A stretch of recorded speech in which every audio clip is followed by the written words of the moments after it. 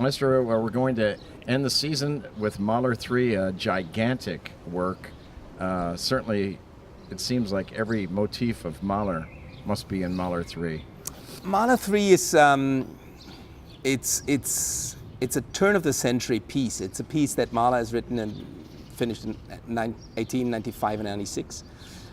It is actually probably the longest symphony in the standard repertoire. It's Mahler's longest symphony. That's already telling a lot.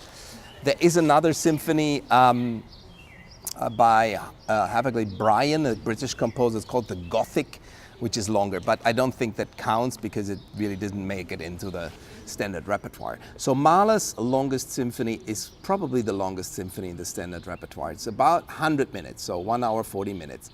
Compared to a movie, it's not really long, but you need to be prepared that there won't be an intermission. Though Mahler asks for big breaks between the movements.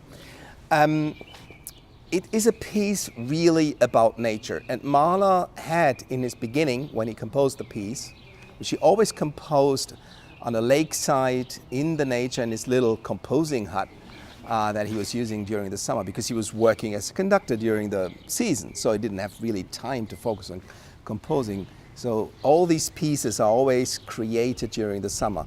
A little bit similar to Johannes Brahms. When he was composing this piece, he gave working titles, which later disappeared, but they tell a lot about the music and about the spirit of the music. So the first movement is called Pan Awakes, and Summer is Marching In. And then the other movements, there are two scarcely following. One is called What the Flowers Tell Me. In the meadow. What the flowers in the meadow tell me. The next one, I just know the German title, so I'm translating into the German title into English. And then what the animals in the forest tell me. What men tells me is the next one. And then what the angels tell me. And the last one is probably the most important, what love tells me. It's interesting because it's a very painful movement. It is very, very slow, deep, and full of grief as well. Like the Mahler 9? A little bit like Mahler 9. I mean, there is so love is always connected to also to a lot of rejection and also frustration. But there is this deep feeling, and it should have been followed actually by a last movement, a seventh, which you then later on used in the Fourth Symphony, about what a child tells me. So this is then later used as the last movement of the Fourth Symphony.